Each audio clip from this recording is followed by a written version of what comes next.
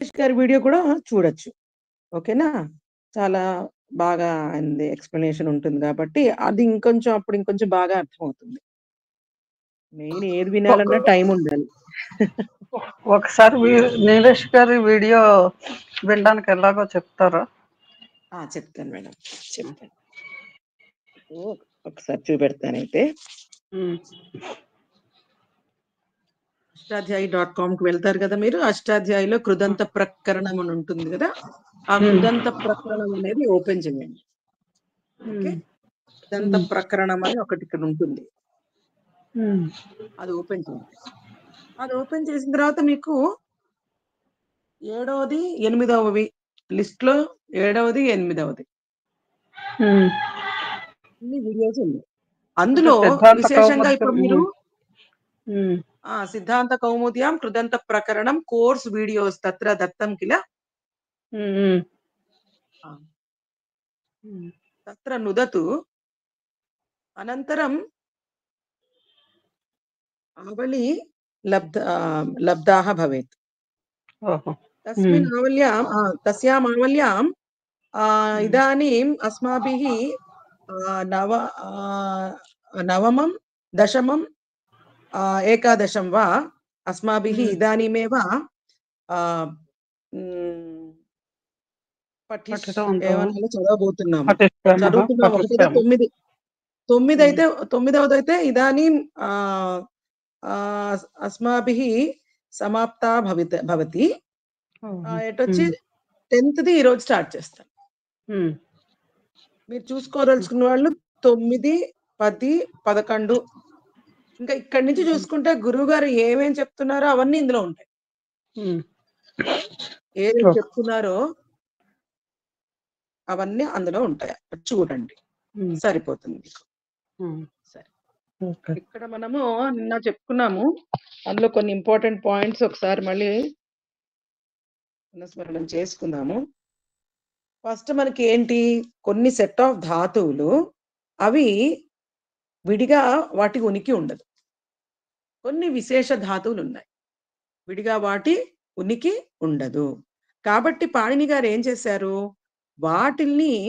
వాటికి సహాయంగా సనాది ప్రత్యయాల్ని అంటించారు. ఆ సనాది ప్రత్యయాలు అంటించేసరికి వాటికి ఏ అర్థంలో తీసుకోవాలి, అన్నిటికీ యాడ్ అయిపోతాయా అన్న ప్రశ్న వస్తుంది. 12 సనాది ప్రత్యయాలు ఉన్నాయి మనకి. అందులో ఒక 7 మటుకు ధాతువులకు అంటుకుంటాయి. ఆ 7ట్లో అన్ని ధాతువులకు అంటుకుంటాయా అన్న ప్రశ్న వచ్చింది. అన్ని ధాతువులకి అన్ని అంటుకోవు, కొన్నింటికే అంటుకుంటాయి. ఒకవేళ వచ్చినా సరే ఆ ధాతువులో చాలా అర్థాలు ఉంటాయి. ఆ ప్రతి అర్థానికి దీన్ని స్వీకరించాలా, అలా తీసుకోవడానికి ఉండదు. ఒక పర్టికులర్ అర్థంలోనే దాన్ని మనము కలపాలి ఆ ధాతువుకి. అలా మనము నిన్న చదివాం. ఏమిటి అంటే మనము సణ్, నిచ్, యక్, ఆయ్, ఇయంగ్, నింగ్, యంగ్ కూడా ఉంటుంది. యంగ్ మరి గురుగారు ఎందుకు ఇంక్లూడ్ చేయలేదో మరి తర్వాత చెప్తారో తెలియదు. ఈ ప్రత్యయాలు 7 ధాతువులకు అంటుకుంటాయి. ఎలా అంటుకుంటాయి అన్న నియమాలు మనం చదివాం. సో సన్ ప్రత్యయంతో చూస్తే కనుక ఓవరాల్ గా అష్టాధ్యాయులు 3 సూత్రాలు ఉన్నాయి. సన్ ప్రత్యయం నిర్దేశించడానికి, యాడ్ చేయడానికి 3 సూత్రాలు ఉన్నాయి. అందులో మొదటి 2 సూత్రాలు ఏం చెప్తున్నాయి, మీరు స్వార్థంలో ఏదైతే అర్థాన్ని చెప్పదలుచుకున్నారో పాణిని గారు ఆ అర్థంలోనే అవి చేరతాయి. ధాతువు యొక్క అర్థాన్ని మార్చవు. కానీ దీని సహాయం కావాలి కాబట్టి అది దాన్ని తోడు తెచ్చుకొని ఎగ్జిస్ట్ అవుతోంది. ఈ స్వార్థే అన్న దాంట్లో మనకి అన్నిటికీ స్వార్థంలో ఉండదు. ఒక 7 ధాతువులు మనకి ఇచ్చారు. మొదటి మనం చదువుకున్న 315, 316 వాటిల్లో మనకి ఆ 7 ధాతువులు ఉల్లేఖించబడ్డాయి. వాటికే స్వార్థంలో ఆ ధాతు ఆ ప్రత్యయం అంటుకుంటుంది. మరి అవి వాటికి ఏ అర్థంలో అంటుకుంటుంది? ఒక్కొక్క ధాతువుకి చాలా అర్థాలుంటాయి. మరి ఏ అర్థంలో అంటుకోవాలి? అనే నియమంలో ఏం చెప్తుందంటే వార్తికాల్లో స్పష్టత ఉంటుంది మనకి. ఏముంటుంది అంటే ఈ ధాతువు ఈ అర్థంలోనే స్వార్థం ఉంటుంది దానికి. ఈ ధాతువు ఈ అర్థంలోనే తీసుకోవాలి. దానికి ఎన్నో అర్థాలున్నా సరే అని స్ట్రిక్ట్‌గా నియమం సెట్ చేసింది. అది మనకి 315, 316లో మనం చదువుకున్నాం. ఆ 7 ధాతువులకి. నెక్స్ట్ వచ్చేసి 317లో ఏం చెప్తున్నారు? ఇంకొంచెం సడలించి మీరు ఇచ్చార్థంలో అన్ని ధాతువులకి పెట్టొచ్చు. ఇచ్చార్థంలో ఇదే సన్ను ప్రత్యయాన్ని అన్ని ధాతువులకి పెట్టొచ్చు అని చెప్పారు. సరే ఇచ్చార్థంలో అన్ని ధాతువులకి నేను పెడతాను. మరి మిగతా వాటికి ఎలా పెట్టాలి? మిగతా వాటికి ఎలా ఉంటాయి? సన్ ప్రత్యయాలు లేకుండా ఉంటాయా?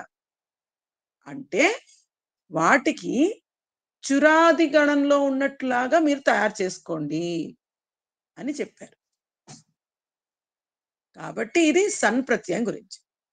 సన్‌లో 2 రకాలుంటాయి. అదొకటే ధాతువు. ఒకటే ప్రత్యయం. కానీ అది 2 రకాలుగా బిహేవ్ చేస్తుంది. 7 ధాతువుల విషయాల్లో స్వార్థంలో, మిగిలిన అన్ని ధాతువుల విషయాల్లో ఇచ్చార్థంలో చేరుతుంది. బావుంది.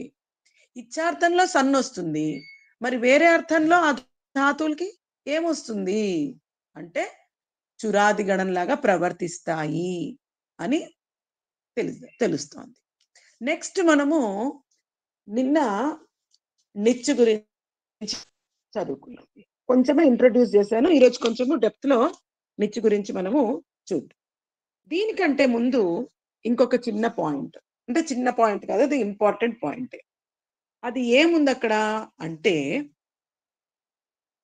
315, 316, 317 ఈ 3 సూత్రాలు చూస్తే 315 ఇక్కడెక్కడ గూడా ధాతువు యొక్క అధికారం లేదు.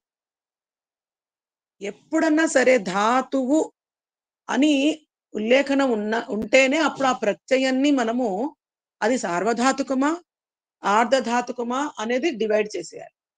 ఎందుకంటే సార్వధాతుక ప్రత్యయం యొక్క నియమాలు వేరే. ఆర్ధధాతుకం అంటుకుంటే జరిగే నియమాలు వేరే. ఇలా ఉంటాయి కాబట్టి మన ఎదురుగుండా ఒక ప్రత్యయాల సమూహం ఉందనుకోండి. అందులోంచి మనం ఏరుకోవాలి ఫస్ట్. విడదీసుకోవాలి. సెపరేట్ చేసుకోవాలి. ఏంటి? సార్వధాతుకము, ఆర్ధధాతుకం అని విడదీసుకుంటాం. కానీ ఈ సన్ను ప్రత్యయం ఏంటంటే ఇది ఏ అధికారంలోనూ రాలేదు. ధాతు అధికారంలో రాలేదు. ఓన్లీ సన్నాద్యంత ధాతవః అన్న దాంట్లోనే ఉంది. కానీ దీనికి ధాత్వాధికారం రాలేదు. అలాంటప్పుడు దీనికి ఏం చేయాలి క్రియ? అంగకార్యం ఇది అంటుకున్నప్పుడు అంగంలో ఏమన్నా మార్పు జరుగుతుందా? జరగదు. ఎందుకంటే ఇది సార్వధాతుకము కాదు, ఆర్ధధాతుకము కాదు. ఏదీ కాదు. ఎందుకు? అంటే ఇది ధాతు అధికారములో లేదు అని మనం తెలుసుకోవాలి. ఎటొచ్చి ఇచ్ఛాయాం అన్న సూత్రంలో అంటే 3, 1, 7లో స్పష్టంగా ధాతోహో అనుంది. సో, ఆ ధాతోహో అని దొరకంగానే వెంటనే ఓహో! ఇక్కడ ఆల్రెడీ ధాతువుల విషయంలో అని స్పష్టంగా సూత్రంలోనే చెప్పేశారు కాబట్టి, వెంటనే దానికి యాడ్ చేసే సన్న ప్రత్యయానికి మనము అది సార్వధాతుకమా? ఆర్ధధాతుకమా? అని నిర్ణయించి మనము పదాన్ని చెయ్యొచ్చు. ఇది ఎందుకు అవసరము? ఇవి ఎందుకు ఇప్పుడు చదువుతున్నాము? అంటే వీటిలికి కూడా కృదంతాలు జోడించాలి. అందువల్ల మనము వీటిల్ని చదవాలి. నెక్స్ట్ ఈ సన్న ప్రత్యయాలు జోడించినటువంటి ధాతువులు ఏ రూపాన్ని పొందుతాయి అనుందనుకోండి. పూర్వవత్ సనహ 1, 3, 62 ఏం చెప్తుందంటే మీరు తీసుకున్న మూలధాతువు అది పరస్మైపది అయితే దీనివల్ల వచ్చే ధాతువు కూడా పరస్మైపది ధాతువే అవుతుంది. లేదు అంటే ఆత్మనేపది ధాతువు అవుతుంది అని మనము నిర్ధారణ చేసుకోవచ్చు. సో మనకొక ధాతువు వచ్చింది, ఆతిదేశిక ధాతువు వచ్చింది. ఎప్పుడైతే సనాది ప్రత్యయం అంటుకుందో ఒక ధాతువుకి, ఔపదేశిక ధాతువునకు సన్న ప్రత్యయం ఏదన్నా సరే 12 ప్రత్యయాల్లో ఏదన్నా అంటుకుంటే వెంటనే అది ఆతిదేశిక ధాతువు అయిపోతుంది. మరి ఈ ఆతిదేశిక ధాతువుకి తి అంటించాలా, తే అంటించాలా అన్న ప్రశ్న వచ్చిందనుకోండి. అప్పుడు ఈ 1362 సూత్రం ఆధారంగా ఓహో! ఇది మూలంలో దీని మూలము ఆత్మనేపది రూపము. కాబట్టి ఇప్పుడు నేను తయారు చేసినటువంటి ఆతిదేశిక ధాతువు కూడా ఆత్మనేపద రూపంలోనే దాన్ని క్రియాపదాలు నేను నిర్మించాలి అని తెలుస్తుంది. ఓకేనా? మరి నాలుగో పాయింట్ అక్కడ ఏంటి అంటే, ఈ విశిష్ట అర్థంలోనే తీసుకోవాలి. ఇప్పుడు గుప్తిచ్కిద్భ్యః సన్ అవునా? ఇలా ఉంది. ఇందులో చాలా అర్థాలున్నప్పుడు నేను ఈ విశిష్ట అర్థంలోనే ఎందుకు తీసుకోవాలి?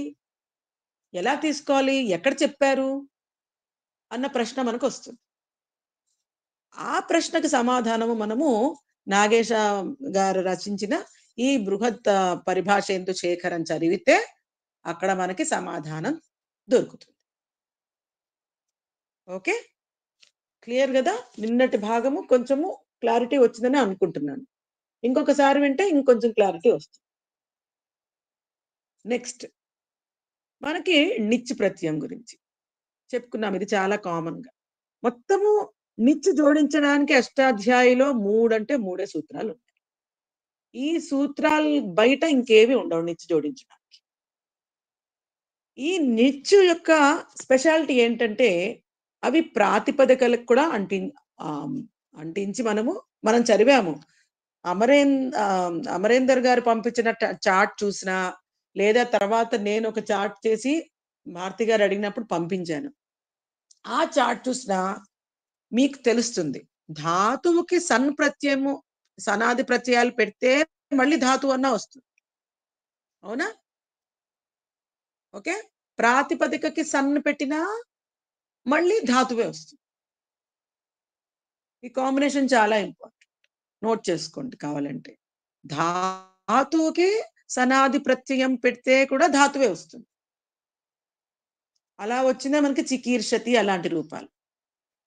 లేదా ప్రాతిపదికలకు కూడా సనాది ప్రత్యయాలు జోడించి మళ్ళీ ఒక కొత్త ధాతువుని సంపాదించుకోవచ్చు. సో కాబట్టి ఇక్కడ నిచ్ అనేది ప్రాతిపదికలకి అంటుకుంటుంది, అలాగే ధాతువులకు కూడా అంటుకుంటుంది. మరి ప్రాతిపదికలకి నిచ్ వస్తుంది అని చెప్పే సూత్రము 3:1:21. దానిలో కొంచెము వివరణ ఉంటుంది, కాశికాలో అంతా ఉంటుంది.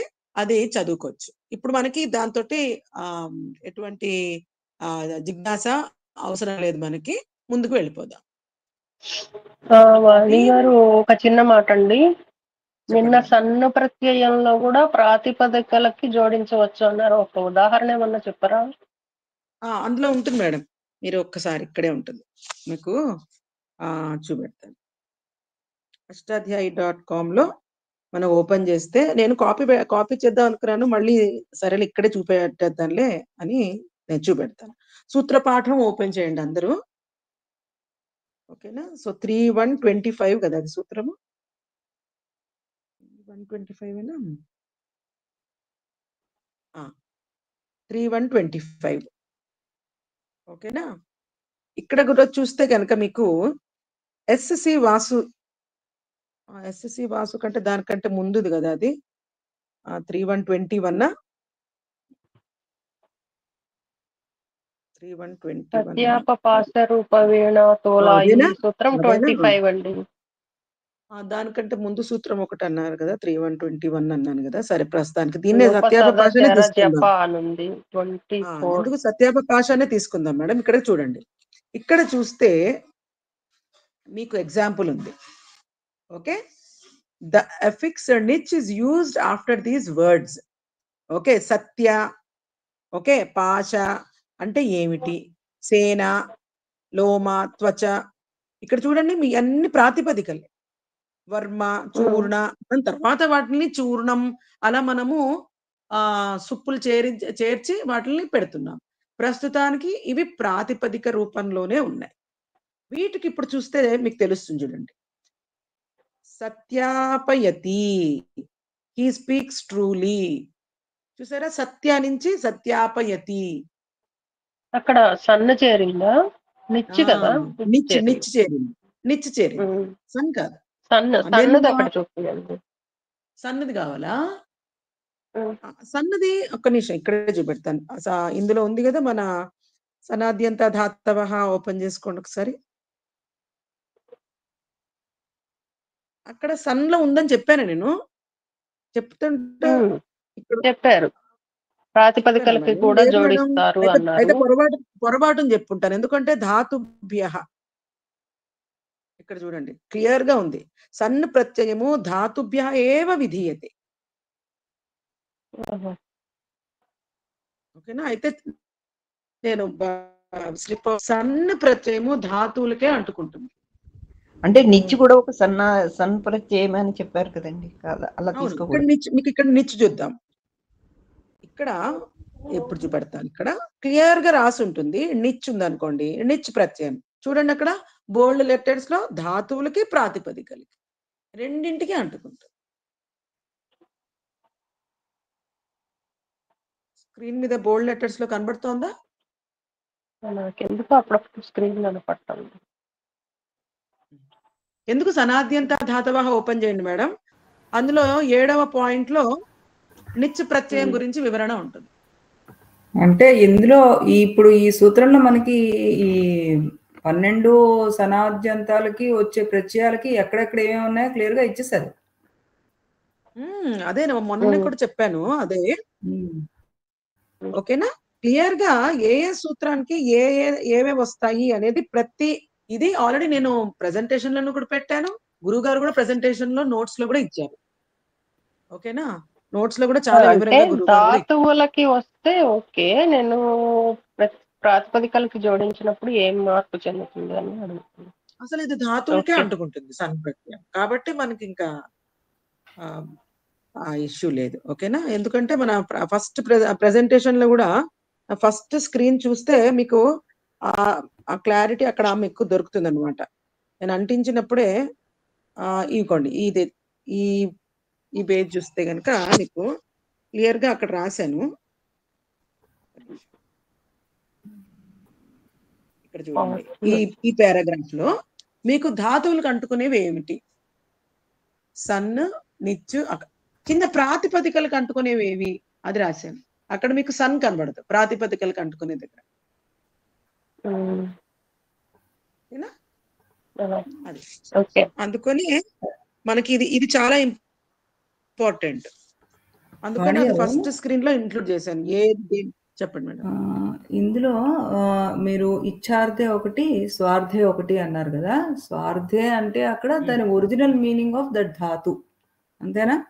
ఎస్, అంతే. Okay, original meaning of that ధాతు. దానికి సనంతం జోడించిన తర్వాత they may change or they may not change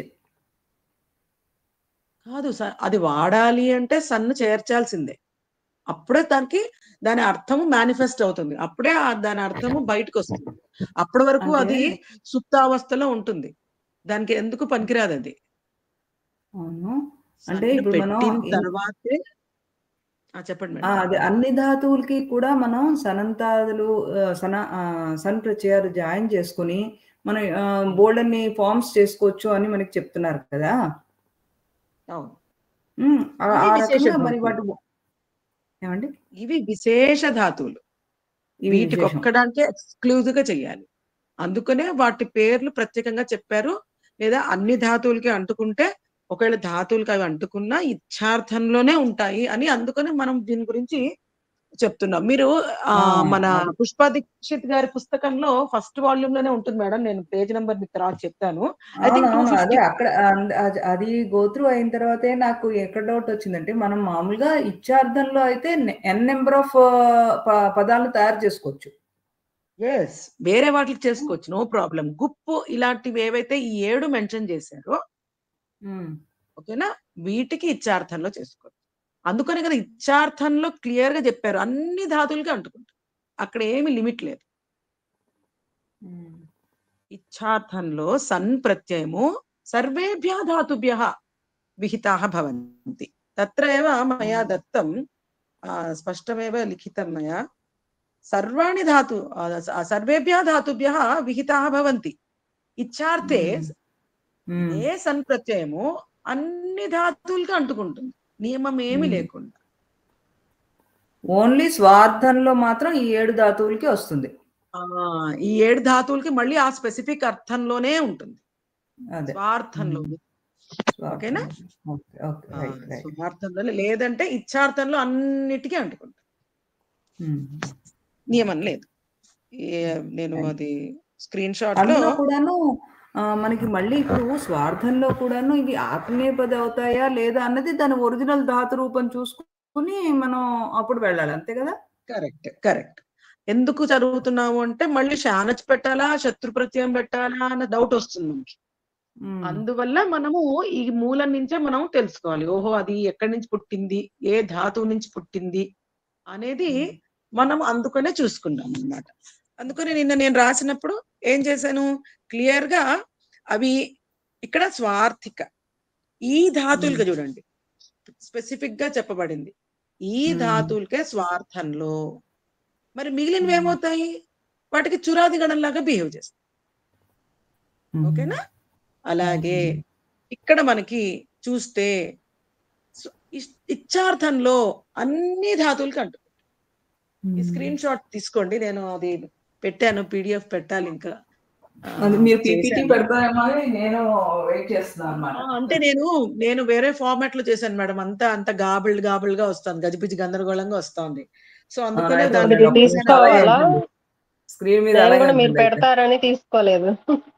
లేదు నేను పెడతానులేండి, ఈ రోజు పెడతానులేండి. ఈ రోజు కాంపాక్ట్ చేసి నిన్ననే పెట్టాను కానీ కొంచెం బతికించాను. ఎందుకంటే ఇవన్నీ ఎక్కడో ఉంటాయి, PDF అనుకోండి దానిలోనే. పెడతాను. సో ఇక్కడ చూడండి, ఇచ్చార్థేలో అన్ని ధాతువులకి అంటుకుంటాయి సన్ ప్రత్యయం. స్వార్థంలో ఓన్లీ ఈ 7 ధాతువులనే గుర్తుపెట్టుకోవాలి మనం, అంతే. క్లియర్? అంతే. Okay, got it. Thank you. నిన్న అడుగుదాం అనుకున్నాను, నిన్న హడావిడిలో అడగలేకపోయాను. ఓకే, నో ప్రాబ్లం మేడం, అయిపోయింది. సో ఇప్పుడు మనం చూసుకున్నాము, నెక్స్ట్ ఏంటి, చురాది గణం. సో చురాది గణంలో చూస్తే గనక అన్నట్టు ఆ పాయింట్ కూడా చెప్పుకున్నాం కదా, ఇచ్చార్థంలో ఉంటే అది ఆర్ధధాతుకు ప్రత్యయం. ఓకే, ఇది కూడా మనం నోట్ చేసుకోవాలి. అదే సన్ ప్రత్యయము స్వార్థంలో దానికి ఎటువంటి సంజ్ఞ రాదు, అది ఆర్ధధాతుక సంజ్ఞ రాదు, సార్వధాతుక సంజ్ఞ రాదు. స్వార్థంలో ఉంటే, ఇచ్చార్థంలో ఉంటే అది ఆర్ధధాతుక ప్రత్యయం అయ్యి మొత్తము అంగకార్యంలో దాని ప్రభావం చూపుతుంది. ఈ పాయింట్. మూడో పాయింట్ ఏంటి అంటే, పూర్వం దాని మూలధాతువు యొక్క రూపాన్నే సంపాదించుకుంటుంది. ఈ 3 పాయింట్స్ మనం గుర్తుపెట్టుకుంటే మన ప్రకరణానికి సరిపోతుంది. ఓకే, నెక్స్ట్ చురాది గణంలో చాలా ఇంపార్టెంట్ పాయింట్స్ ఉన్నాయి. ఆ చురాది గణంలో మనకి ఏం తెలుస్తోంది, చురాది గణంలో అది ప్రాతిపదికలకి అంటుకుంటుంది, అలాగే దేనికి అంటుకుంటుంది, ధాతువులకు కూడా అంటుకుంటుంది. ఎన్ని సూత్రాలు ఉన్నాయి మొత్తము? 3 సూత్రాలు. ఆ సూత్ర సంఖ్య అక్కడ ఇచ్చాను. ఇక్కడ చూస్తే కనుక మరి 3.125లో మొదట అంతా కూడా కొన్ని పదాల గురించి చెప్పబడి, అవన్నీ ప్రాతిపదికలు. తర్వాత చివరిలో చురాదిభ్యో నిచ్ అని వస్తుంది. సో మనకి అవసరమైన భాగం ఏంటి, అందులో ఉన్న చురాదిభ్యో నిచ్ అన్న భాగం మనకి ఇప్పుడు ప్రస్తుతానికి అవసరం. సో పేరే చెప్తోంది. చురాది గణంలో ఉన్న ధాతువులకు స్వార్థంలో, ఎందుకంటే ఈ ప్రకరణం అంతా స్వార్థం, స్వార్థే స్వార్థే అనే జరుగుతుంది. సో స్వార్థంలో నిత్య ప్రత్యయం అంటుకుంటుంది అని. స్వార్థంలోనూ అంటుకుంటుంది. దాని వెంటనే 3126లో ప్రేరణార్థకంలో కూడా అది ప్రేరణార్థక కూడా అర్థంలో కూడా వస్తుంది. ప్రేరణ అన్న అర్థంలో కూడా సేమ్ వస్తుంది, నిత్యం వస్తుంది అని చెప్పుకున్నాం.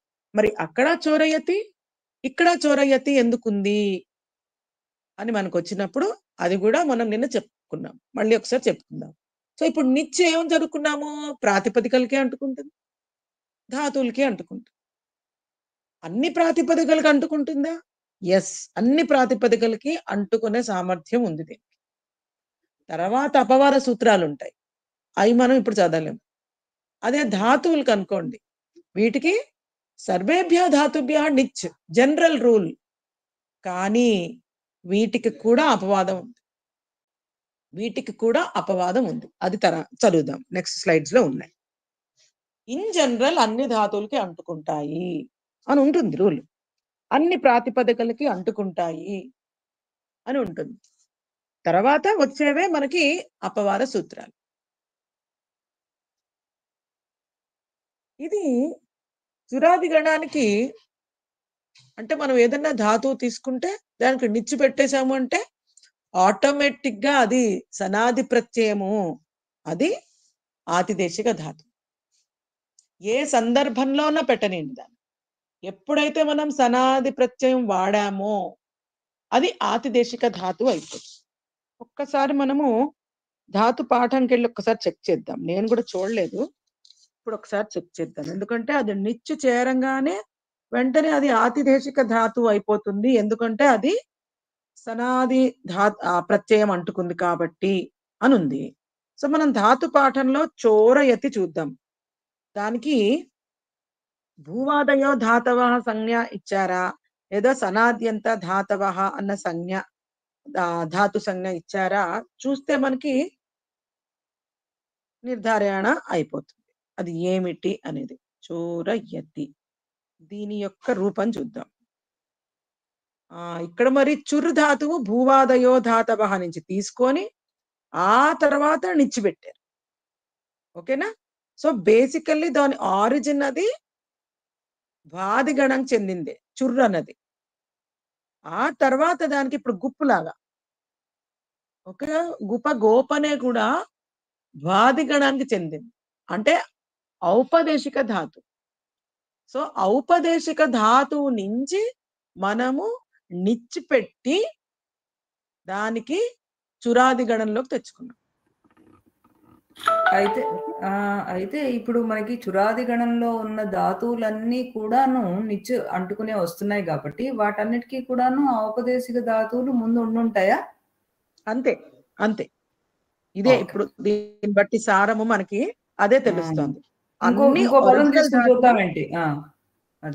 అన్ని ఒరిజినల్ ధాతువులు కంపల్సరీగా మెయిన్ ధాతువుల నుంచే పుట్టాయి. ఓకే, అంటే ఇప్పుడు చురాది గణంలో ఉన్న ధాతువులకేను మనం నిచ్చి పెట్టిన ధాతువులకి అన్ని తేడా ఏం లేదు కదా?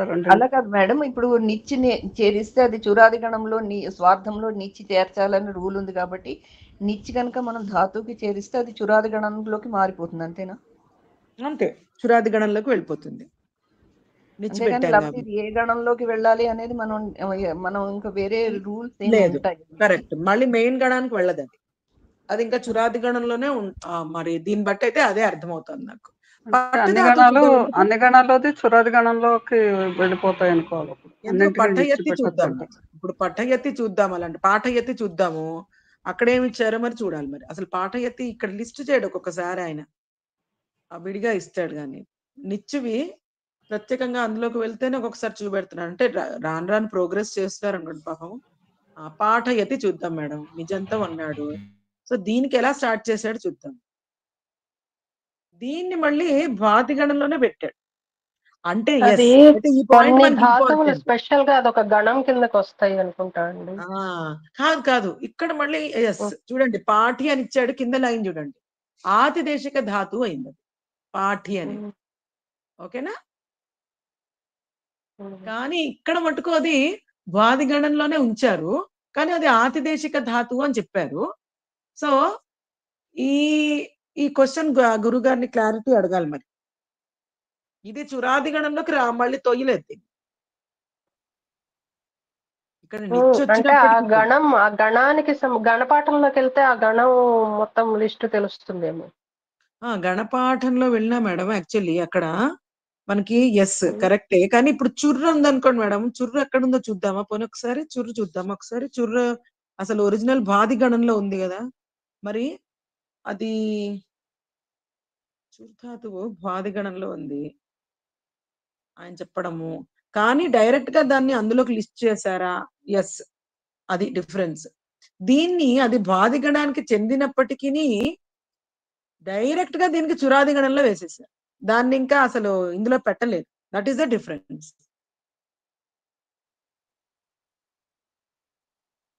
ఇక్కడ చూడండి, ఇది బాది గణంకి చెందినది అయినప్పటి అంటే లేదులేండి, భూవాదయో ధాతవ అంటే ఇది డైరెక్ట్ గా మరి బాది గణానికి చెందింది అని ఏం పెట్టలేదులేండి, డైరెక్ట్ గా దీన్ని ఇందులోకి వేసేసారు.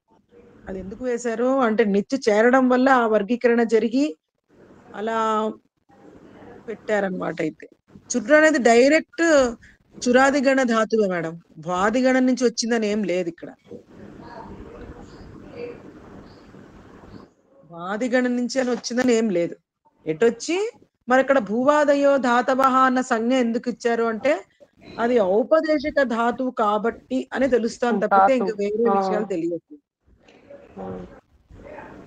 దానికి ఒక ధాతు సంజ్ఞ ఇచ్చారంటే అది గణాలకు వచ్చేటప్పటికి మళ్ళీ మారిపోయింది. అది సో ఓన్లీ ఆ ధాతు సంజ్ఞ ఇవ్వడానికి ఇది ఔపదేశిక ధాతువు అని చెప్పడానికి తప్పించి దాని వర్గీకరణ చురాది గణంలోనే పెట్టేశారు, ఎందుకంటే అది ఇండివిజువల్ గా సర్వే అవ్వలేదు, నిచ్చుతోటే వస్తుంది. మరి గుప్ప చూద్దాం ఉండండి. నిన్న మనము గుప్ప చూసాం కదా, గుప్ప ఎలా ఉందో చూద్దాం. గుప్పు ధాతువు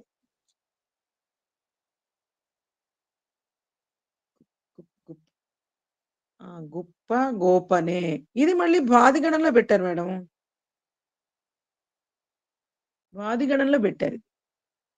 నిత్య వచ్చినప్పటికీ ఇది వాది గణంలోనే ఉంచి ఆతిదేశిక ధాతు కింద ఉంచారు. అది ఇది కొంచెము సబ్జెక్ట్ మరి గురుగారు ఎక్స్ప్లెయిన్ చేయగలరు. ఈ కాంబినేషన్స్ ఇప్పుడు నాకు ఒక గూగుల్ చేస్తే దొరికిన దాంట్లో ఏముంటుంది అంటే ఈ చురాది గణంలో వచ్చే అన్ని ధాతువులకి నిత్య జోడించవచ్చు అని ఉందండి.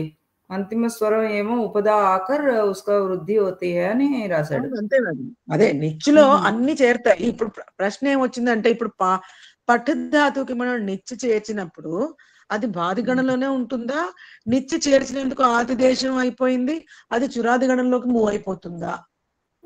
చురాది గణంలోకి మూవ్ అవుతుందనే కదా.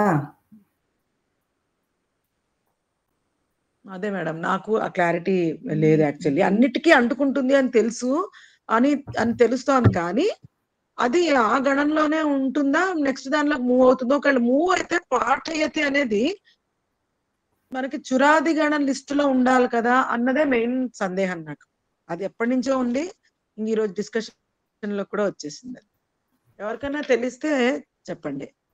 పట్టు ధాతువు లేదా ఇప్పుడు మనము బిభేతి అని ఉంది అనుకోండి, సో భాపయతి అని వచ్చింది అనుకోండి, సో భాపయతి అనేది మళ్ళీ జుహోత్యాది గణంలోనే ఉంటుందా లేదా చురాది గణంలోకి మూవ్ అయిపోతుందా అన్న డౌట్. చురాది గణంలోకి రావండి అన్ని, రావు అవి సపరేట్. అవి పైన ఇలానే ఉంటాయి. మొత్తం అన్ని చురాది గణ ధాతువులు అయిపోతాయి కదా అలా చెట్టు అయితే. అంటే ఒకటి ఉందిలేండి, ఇక్కడ ఒక పాయింట్ ఈరోజు చదివాను నేను, అది కూడా చెప్పి అది దాని వల్ల ఏమన్నా అనేది అది కూడా ఒకసారి చూద్దాం. ఇక్కడ అమరేంద్రనాథ్ గారు ఒకసారి చెప్పారు అవి సపరేట్ ధాతువులు, అవి ఇవి ఒకటేలాగా ఉంటాయి. ఎందుకంటే ఇక్కడ ఒక పాయింట్ ఉంది మేడం, మరి దాని వల్ల అనేది కొంచెం క్లారిటీ వస్తుందేమో, గురువు గారిని మళ్ళీ అడుగుదాం మనం. అయితే సరే ఇప్పటికైతే వెళ్ళిపోదాం ముందుకి. సో ఇక్కడ స్వార్థంలో కూడా మనకి నిన్న చెప్పుకున్నాము ఎలా వస్తుంది? నిచ్చు ఒక్కసారి చేరుతుంది స్వార్థంలో. నిచ్చు ఒక్కసారి చేరుతుంది. చేరిన తర్వాత మనకి చోరి అన్న ధాతువు ఏంటి? ఆతిదేశక ధాతువు వస్తుంది. మనం ఏదన్నా అంటించాలి, కృత్ప్రత్యయాలు అంటించాలి అంటే ఆ చోరి అన్న రూపానికి అంటించుకొని మనము కృదంతాల్ని సృష్టించుకుంటాం. అలాగే మరి ప్రేరణార్థకంలో అంటే ఏమిటి? దానికి ప్రేరేపించడానికి ఆయన పాత్ర వహిస్తే, చేయించడానికి అన్న అర్థంలో రావాలి. అన్నప్పుడు కూడా మనకి నిచ్ ఇక్కడ గమనిస్తే గనక చుర్ అన్న ధాతువుకు నిచ్ ఒకసారి చేరి మళ్ళీ రెండోసారి కూడా చేరుతుంది. ఏ అర్థంలో? ప్రేరణ అర్థంలో. రెండవ నిచ్ దేన్ని అందిస్తుంది? ప్రేరణార్థక అర్థంలో ఇస్తుంది. మళ్ళీ దానికి వికరణం పెట్టాలి, వికరణ ప్రత్యయం పెట్టాలి. ఎందుకు పెట్టాలి అంటే కర్తరి షప్ అనేది అది ఉత్సర్గ వికరణం అంటే జనరల్ సూత్రం. ఎక్కడైతే విశేషంగా వికరణ ప్రత్యయము చెప్పబడదో అక్కడ ఆటోమేటిక్ గా షప్ వచ్చేస్తుంది అని చెప్పే సూత్రమే కర్తరి షప్. కర్తరి షప్ ఏం చెప్తుంది? అది ఒక ఉత్సర్గ సూత్రం, అదొక సామాన్య జనరల్ రూల్. అదేం చెప్తుంది అందులో స్పష్టంగా? కర్తరి రూపాలు మీరు చేస్తున్నప్పుడు వికరణ ప్రత్యయం యాడ్ చేయాలి కదా, అక్కడ ఇన్ జనరల్ షప్ అనేది వచ్చేస్తుంది. నేను స్పెసిఫిక్ గా చెప్పిన చోటే మీరు ఆ విశిష్టమైన వికరణాలు మీరు యాడ్ చెయ్యండి. నేను ఎక్కడన్నా నేను వికరణం యాడ్ చేయండి అని చెప్పాను అన్నప్పుడు జనరల్ సూత్రం కింద మీరు షప్పే యాడ్ చేయగలరు అని ఆ వివరణ అంతా కర్తరి షప్పన సూత్రంలో మనకు దొరుకుతుంది. సరే, ఇప్పుడు మనము ఆ రూల్ ఫాలో అయ్యి కర్తరి షప్ అన్న సూత్రం వల్ల షప్పుని తీసుకొచ్చి మళ్ళీ ఇక్కడ కూడా ఏమవుతుంది? ఒక సూత్రం వల్ల పూర్వంలో ఉన్న నిచ్ లోపిస్తుంది, కంప్లీట్ గా లోపిస్తుంది. లోపించి రెండు నిచ్చులు ఉన్నప్పటికీ మళ్ళీ అంతిమ రూపం చోరయతి అనే వస్తుంది అని మనకి ఇక్కడ అర్థమవుతుంది. సో దీన్ని బట్టి ఏమర్థమవుతుంది మనకి? మనము ఎట్లాంటి కృదంతాలు చేసినా సరే స్వార్థంలో కూడా అదే రూపం వస్తుంది. అలాగే మనకి ప్రేరణార్థకంలో కూడా అదే అర్థం వస్తుంది. దొంగతనం చెయ్యడానికి చోరయితుం, దొంగతనం ఇప్పుడు చేయించడానికి హేత్వార్థే హేత్వార్థే అంటే అంటే ఎలా తీసుకోవాలి దాన్ని? ఏది మేడం? ప్రేరణార్థే హేత్వార్థే అని రెండు రాశారు కదా హేతు అక్కడ. అంటే దానికి కారకుడు, ఆ పనికి కారకుడు, ఆ కారణానికి అని. హేతు అంటే కారణము. ఓకేనా? హేతు అంటే కారణం. ఇప్పుడు ఇక్కడ మనము చూద్దాము. ఇందులో ప్రాతిపదిక భాగం సూత్రం పాయింట్ ఆఫ్ వ్యూలో చదువుదాం. ప్రాతిపదిక భాగాలంతా ఆ పెద్ద దీర్ఘమైన రేఖ గీసాను కదా, అవన్నీ ప్రాతిపదిక. ఓకే, ఈ ప్రాతిపదికాల్లో స్వార్థంలో నిత్యంగా వస్తుంది అని చెప్పడానికి మళ్ళీ అక్కడ రాశారు అని ఎక్కడ దొరుకుతుంది మనకి? కాశికాలో స్పష్టంగా ఉంటుంది. ఈ వాక్యం ఉంటుంది చూడండి, ప్రాతిపదిక ధాత్వార్థే అని స్పష్టంగా రాసి ఉంటుంది, కాశికాలో ఉంటుంది ఈ సూత్రంలో. మనం ఆ డెప్త్ లోకి వెళ్ళట్లేదు. చురాదిగణం, చురాదిగణ ధాతువులకు కూడా ఇది అంటుకుంటుంది. ఏ అర్థంలో? స్వార్థే అన్న అర్థంలో అంటుకుంటుంది అని తెలిసింది. సో ధాతువుకి మనము నిత్య చేరిస్తే ఆతిదేశిక ధాతువు అయింది. కాబట్టి ఇక్కడ చుర్రుకి మనం నిత్య చేరిస్తే చోరయ అయింది. సో నిత్య ప్రభావం చూడండి, నిత్య ప్రభావం వల్ల చుర్రు కాస్త చోర్ అయిపోయింది. దీన్ని బట్టి ఏమర్థమవుతోంది? అంగంలో మార్పు జరిగింది అంటే ఇది వర్గీకరణ జరగబడింది, చేయబడింది, అది ఆర్ధధాతుకము అన్న నిర్ధారణకి వచ్చేసాము. సో ఈ నిచ్చుని ఎందుకు చేశాము అంటే ఇది ధాత్వాధికారంలో ఉంది. ఇది సనాది ఆర్ధధాతుక ప్రత్యయము అన్న విషయం మనకి ఎలా తెలుస్తుంది అంటే ఇది ఈ అధికార సూత్రం మనకి ఇదే ప్రకరణంలో, కృదంత ప్రకరణంలో రెండు ధాతు అధికారాలు ఉంటాయి. ఎందుకు రెండో ధాతు అధికారం ఇచ్చారు? ఒకటి 3191 లో మనకి ఒకటి దొరుకుతుంది, 3191 3192 లోను. రెండు ఇదే ప్రకరణంలో ఎందుకు 2 సార్లు ధాతు అధికారం ఇవ్వాలి? ఆల్రెడీ మీరు 3122 దగ్గర ధాతో రేఖాచో హలాదేహే అన్న సూత్రంతో ఆల్రెడీ ఒకసారి ధాతు సంజ్ఞని ఇచ్చేశారు. ఇంకా ఆ ధాత్వాధికారం అక్కడ వరకు ఏంటి? 3వ అధ్యాయం యొక్క 4వ పాదము అంతిమ సూత్రం వరకు ఇదే ధాత్వాధికారం నడపచ్చు కదా. మళ్ళీ మధ్యలో 3191 దగ్గర మళ్ళీ ఎందుకు ధాతోహ అని చెప్పారు అన్న ఒక డిస్కషన్ ఉంటుంది మహాభాష్యం. అక్కడ దాని నిష్కర్ష ఏంటంటే, దాని సారం ఏమిటంటే, అసలు రెండవ ధాత్వ అధికారం అవసరమే లేదు, ఇదే 3122 తోటే మొత్తం స్టోరీ నడపచ్చు, ఎందుకు పెట్టారో అది అవసరమే లేదు అన్న చర్చ, సుదీర్ఘ చర్చ ఉంటుంది.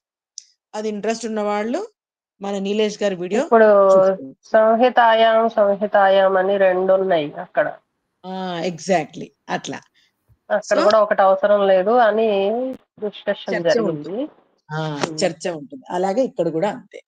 సో చర్చ జరిగింది మనకు కూడా. సో ఇక్కడ చాలు. ఈ మనం చదివేది ఏంటి? 3125. ఓకేనా? ఈ 3125 అనేది ఏంటి? ఈ అధికారంలో నడుస్తుంది, ధాతువు యొక్క అధికారం. కాబట్టి మనము నిచ్ అనేది సార్వధాతుకమా ఆర్ధధాతుకమా అని తేల్చేసి, ఓహో ఇది ఆర్ధధాతుకము అని చేసి నెక్స్ట్ అంగకార్యం స్టార్ట్ చేశాం. మళ్ళీ వచ్చింది ఎందుకు ఇది అవసరము అంటే, ఆతిదేశిక ధాతువులకే మనం కృత్తులను అంటిస్తాం. యథాయోగ్యం కృత్ ప్రత్యయ యోజనీయ అతః ఏవ తత్ర ఏషః ఆతిదేశక ధాతుః కథం ప్రాప్తః భవతి ఇతి తస్య జ్ఞానం ఆవశ్యకం. అతః ఏవ అక్కడే మనము వర్గీకరణ చేసి ఇది ఆర్ధధాతుక ప్రత్యయము అని నిర్ధారణ చేసుకొని అంగకార్యం చేసి ఆ ఆతిదేశిక ధాతువుని రెడీగా తయారు చేసుకొని పెట్టుకున్నాం. అప్పుడు చోరయ అన్న ఆతిదేశిక ధాతువు మనకి వచ్చింది. ఇది చాలా ఇంపార్టెంట్ పాయింట్. నిచ్ అనేది ఆర్ధధాతుకము అని తెలుసుకుందాం. నెక్స్ట్ మేడం ఒక చిన్న డౌట్. ఇప్పుడు ధాతువులన్నింటికి కూడా ప్రత్యయం చేరిస్తే అది ఆతిదేశిక ధాతువులు అయిపోతాయి కదండి. అవి ఔపదేశిక ధాతువులు అంటే మూల రూపంలో ఉన్నవే కదా ధాతువులు.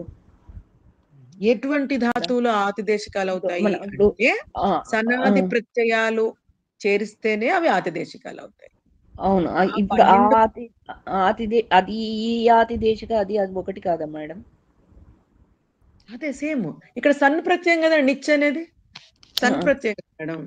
సో సనాది ప్రత్యయాల్లో ఆ 12 ప్రత్యయాల్లో ఒకటి కాబట్టి ఆతిదేశికం అయిపోయింది. మామూలు మొదట్లో ఉన్న ధాతువు అని ఇచ్చాను కదా, ప్లస్ కి యువతలు ఉన్న ధాతువు, అది ఏం ధాతువు? అది ఔపదేశిక ధాతువు. మనం ఏ పని చేయాలన్నా ఔపదేశిక ధాతువునే తీసుకోవాలి. అందుకనే మనం చురాది గణంలోకి వెళ్ళినా సరే ఆ సూత్రాలలో మనకి ఏమిచ్చారు?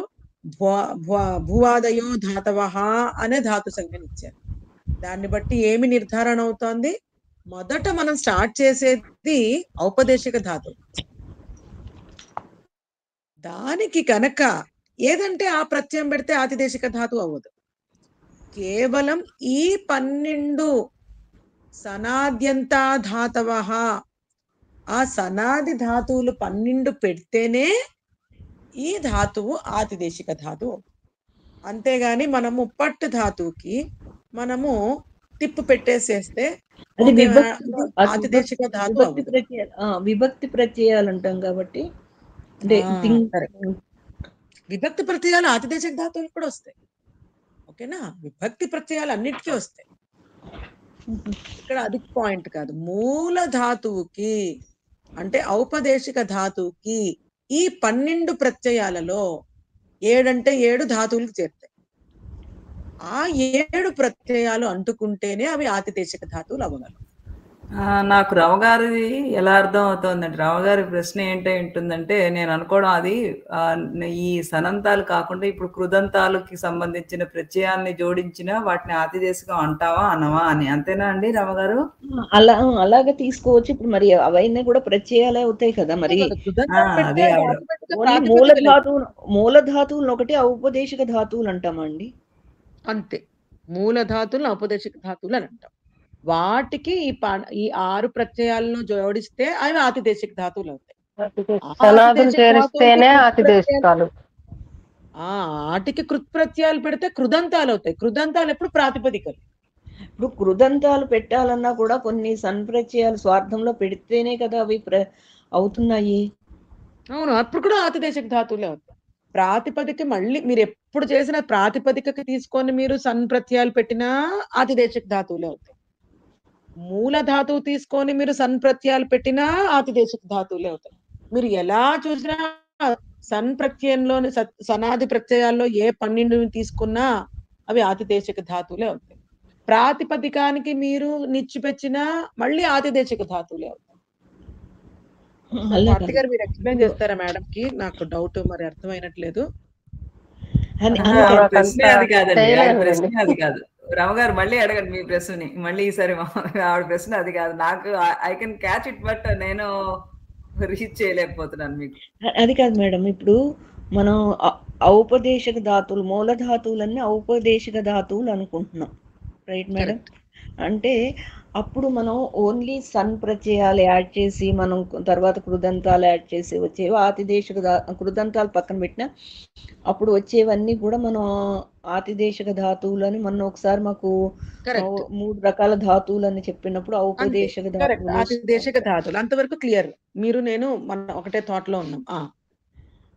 ఇప్పుడు మరి ఈ ప్రత్యయాలు అన్ని ఇప్పుడు అన్ని మనం తిగంతాలు ఏమన్నా పెట్టినప్పుడు అవి ఆ తర్వాత రూపం మారినా కూడా అవి ఔపదేశిక ధాతువుల కిందే చెప్పుకోవాలి కాదు, ఇంకా ఆతిదేశిక ధాతువులే వస్తాయి.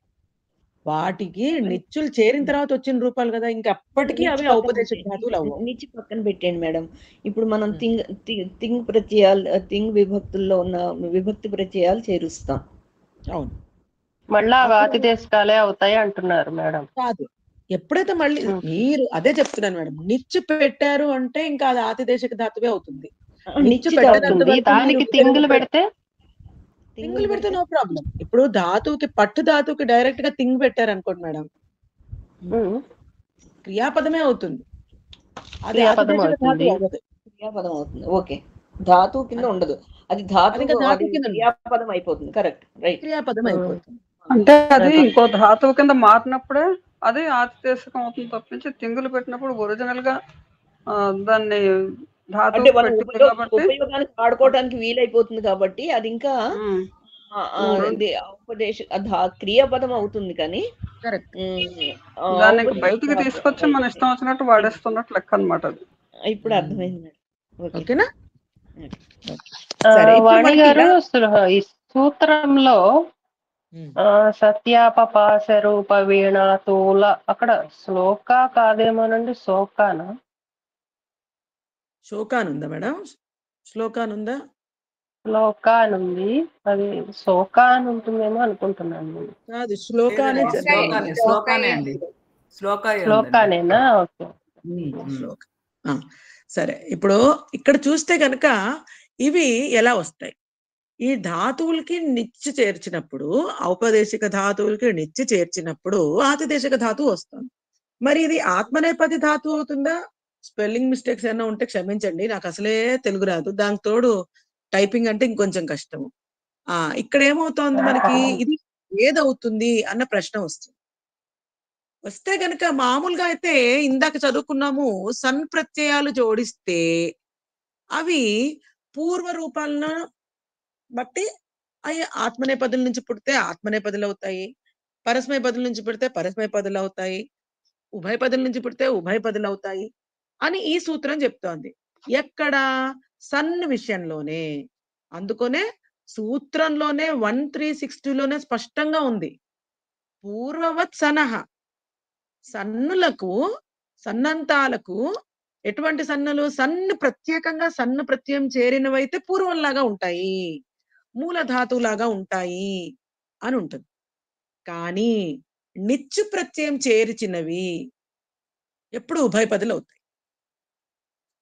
ఓకేనా? సామాన్యంగా అవి నిచశ్చ 1374 ఈ సూత్రంతో అవి ఉభయపదులు అవుతాయండి. ఓకేనా? పైన సన్ను పెట్టుకుతే సన్ ప్రత్యయం పెడితే ఏమైంది? అది మూలధాతువు ఏది ఉంటే ఆ రూపంలో వచ్చింది, మనకి సమస్య లేదు అక్కడ. ఇక్కడ ఇంకా ఈజీ చేసేసారు. ఇక్కడ ఏం చేశారు? మీరు ఏ పరస్మైపదినన్నా వాడండి, ఔపదేశిక ధాతువు, ఆత్మనేపది ఔపదేశిక ధాతువు అన్నా వాడండి, నో ప్రాబ్లం. ఎట్లా అన్నా అవి సముద్రంలోనే చేరుతాయి, అవి ఉభయపదుల్లోనే చేరుతాయి. ఓకే, అదే చెప్పారండి అమరేంద్రనాథ్ గారు, ఈ మాటే చెప్పి రెండు వాడితే మీరు కన్ఫ్యూజ్ అవుతారు, ఒక పరస్మై పదనే తీసుకోండి అని చెప్పారు క్లాస్. అలవాటు చేసేసుకోండి. సో ఇక్కడ అంటే నీలేష్ గారిది నేను lesson just as it is follow అవుతున్నాను మేడం. సో ఇక్కడ ఏమవుతోంది అంటే ఆత్మనేపది ఎప్పుడు వాడాలి, పరస్మైపది ఎప్పుడు వాడాలి అని నీలేష్ గారు ప్రత్యేకంగా చెప్పారనమాట. ఈ పాయింట్ మనకి తెలుసు, మాతా పాకం పచతే, మాతా పాకం పచతి. సో ఇక్కడ ఆత్మనేపది అనేది ఎందుకు వాడాలో మనందరికీ తెలుసు. ఎప్పుడు వాడాలి? ఉభయపదులు ఉన్నప్పుడు ఆత్మనేపది రూపాన్ని తన కొరకు ఫలం లభిస్తుంటే అప్పుడు వాడాలి, కర్తృర్థకంలో వాడినప్పుడు కదా. ఓకేనా? అదే ఆత్మనేపది వాడాలి. పరస్మైపది ఎప్పుడు వాడాలి? వేరే వాళ్ళ కోసం ఆ ఫలం వెళ్తున్నప్పుడు. అది స్పష్టంగా చెప్పబడింది. ఇదే సందర్భంలో ఎందుకో ఎవరు మన వీరు చెప్పారు, నీలేష్ గారు ఏం చెప్పారు అంటే, సతిసప్తమి అన్నది ఏంటది పాణిని గారు చెప్పిన స్ట్రక్చర్ కాదంట. పాణిని గారు చెప్పిన ఒక సూత్రంలోంచి దాని అర్థం తీసుకొని దాన్ని వాడడం జరుగుతోందంట. కానీ వ్యాకరణ శాస్త్ర గ్రంథాల్లో అది ఎక్కడా సత్సప్తమి అన్నది లేనే లేదంట. అందుకనే మనం ఎక్కడన్నా పాణిని గారి అష్టాధ్యాయి చూస్తే సత్సప్తమి గురించి ఎక్కడా ఉండదంట. ఇప్పుడు ఎందుకో గుర్తుకొచ్చింది, ఈ సందర్భంలో చెప్పారు కాబట్టి నేను చెప్తున్నాను. సరే, ఇప్పుడు చెప్పండి మేడం. అంటే సతి సప్తమి అనేది మనం వాడుకలో వాడక్కర్లేదా? వాడక్కర్లేదంటే యాక్చువల్లీ తర్వాత అది ఇంట్రొడ్యూస్ చేశారంట, కానీ ఒరిజినల్ శాస్త్ర గ్రంథాల్లో ఎక్కడా సప్తమి గురించి లేదంట. ఒక సూత్రం నుంచి దాన్ని వాళ్ళు అలా అర్థం చేసుకొని అలా స్టార్ట్ చేశారంట. అది దాని గురించి ఒక 10 minutes వరకు చెప్పారు. ఇంట్రెస్ట్ ఉన్న వాళ్ళు నీలేష్ గారి వీడియో అన్ని ఇందులోనే ఈ సిరీస్ లోనే చెప్పారు. సరే, ఇక్కడ చూస్తే గనక చురాది గణాన్ని ఆకృతి గణము అంటారంట. ఇది ఎందుకు అంటే ఏవైతే నిచ్చు ప్రత్యయం చేరి ఇలా మారిపోతాయో, ఆతిదేశికాల కింద మారిపోతాయో అవన్నీ ఇక్కడ యాడ్ చెయ్యొచ్చు అని చెప్పారు. బహుశా మరి అందుకనే దాన్ని మనం పాఠయతిని మరి ఇందులో చెయ్యొచ్చేమో, పరిగణలోకి తీసుకోవచ్చేమో అని అనుకుంటున్నాను. ఇదొక ప్రశ్న. ఇదొకటి శ్రీదేవి గారు, మీరు గురువు గారిని ఒకసారి అడగండి ఎప్పుడన్నా అవసరం, టైం వస్తే గనక. ఆకృతి గణం అంటే మెయిన్ ఇది ఓపెన్ ఎండెడ్ అన్నమాట. ఓకేనా? ఇది ఫ్లెక్సిబుల్ అన్నమాట. అది నీలేష్ గారు ఇచ్చిన ఎక్స్ప్లెనేషన్. ఏమిటి అంటే మనము దేనికన్నా మళ్ళీ నిచ్చు పెట్టి ఈ అర్థంలో గనక తీసుకుంటే, ప్రేరణార్థక అర్థంలో తీసుకుంటే గనక దాన్ని మనము ఈ చురాది గణంలో పెట్టచ్చు. అలాగే ఆతిదేశిక ధాతువులకి మనము నిచ్చు పెట్టి వస్తే దాన్ని మళ్ళీ ఆటోమేటిక్ గా చురాది గణంలో పెట్టచ్చు అని ఆ ఫ్లెక్సిబిలిటీ ఈ గణానికి ఉందంట. అందుకనే దీనికి ఇది ఆకృతి గణము అని అంటామంట. ఇది ఇంపార్టెంట్ పాయింట్. అది మనకు అక్కడ కూడా దొరుకుతుంది దాని డిస్క్రిప్షన్ అంతా కూడా. సరే, ఇక్కడ మనకి ఇంకొకటి కూడా చెప్తారు. ఈ నిచ్ అనేది ఇది చాలా ఇంపార్టెంట్ పాయింట్. దీని తర్వాత క్లోజ్ చేస్తాను. నిచ్ అనేది అసలు వస్తే నిత్యంగా వస్తుందా? అంటే మనం ఫస్ట్ లో ఏం చెప్పుకున్నాము? అన్ని ధాతువులకి అంటుకుంటుంది, నిత్యంగా అంటుకుంటుంది అని మనం ఫస్ట్ చదువుకున్నాం ముందు స్లైడ్ లో. ఇక్కడికి వచ్చేసరికి అపవాదాలు చెప్పడం స్టార్ట్ చేశారు. ఏంటంటే గణ సూత్రాలు ఉంటాయంట. మామూలు మన పాణిని గారి సూత్రాలు కాకుండా కొన్ని గణ సూత్రాలు, అవి కూడా పాణిని గారే రచించారు అంటారంట. మళ్ళీ ఇంకొక మతం వాళ్ళు తదనంతరం వాళ్ళు రచించారు అని అంటారంట. అందులో కూడా చిన్న డిస్ప్యూట్ ఉంది. ఇక్కడ ఒక గణము, ఒక ఆ అంతర్గణాలు ఉన్నాయి కదా, అందులో ఒక గణం ఉందంట. ఆ గణాన్ని ఆదృశీయ గణం అంట. ఈ ఆదృశీయ గణంలో ఒక 50 ధాతువులు ఉంటాయి. ఈ 50 ధాతువుల్లో నిచ్ వికల్పంగా వస్తుందంట. ఆ ఎగ్జాంపుల్ కూడా అక్కడ రాశాను. మీరు తర్వాత వెతుక్కోండి. నాకు వెతకడానికి టైం లేదు, అందుకని నేను చూడలేదు. లేదంటే తర్వాత చూద్దాం. యుజ సంయమనే అన్న ధాతు కనుక చూస్తే కనుక అక్కడ అది అవి ఈయన చెప్పడం మటుకు ధాతు పాఠంలో దొరకవు అని అన్నారు. మరి అది అందులో నేను వెతకలేదు ఇంకా. సరే, ఇదైతే ఆదృశీయ ధాతు ఇవి ఉన్నాయన్నారు. ఇవి ధాతు పాఠంలో ఉన్నాయన్నారు. కణ్వాదిభ్య ధాతుభ్య అవి దొరకవు అన్నారు. సరే, కన్ఫ్యూజ్ చేస్తున్నాను మిమ్మల్ని, మళ్ళీ కన్ఫర్మ్ చేస్తున్నాను. ఆదృశీయ ధాతువులు అనే ఒక సబ్సెక్ట్ ఉంటుందండి, సబ్ గణం ఉంటుందండి. ఆ గణంలో ఒక 50 వరకు ఉంటాయంట. వాటికి నిచ్ కంపల్సరీ కాదంట, వికల్పంగా వస్తుందంట. ఇది ఒక్క పాయింట్. ఇంకొక పాయింట్ ఏమిటి అంటే ఆస్వద అని, అది కూడా ఒక అంతర్గణం ఉంటుంది. ఏ సూత్రాల వల్ల అంటే అక్కడ బోల్డ్ లెటర్స్ లో ఇచ్చాను. ఆస్వద సకర్మకాత్ అన్న ఒక గణ సూత్రం ఉంటుంది. ఈ సూత్రంలో ఏముంటుందంటే అకర్మక రూపంలో వాడితే, అది అంటే కర్మని ప్రయోగించకుండా ఒక వాక్యం నిర్మించి ఈ సూత్రం వాడితే అప్పుడు దానికి నిచ్ చేరదండి. కర్మపదం పెట్టి దాన్ని సకర్మక రూపంగా వాడితే అక్కడ నిచ్ అనేది నిత్యము అని చెప్తుంది.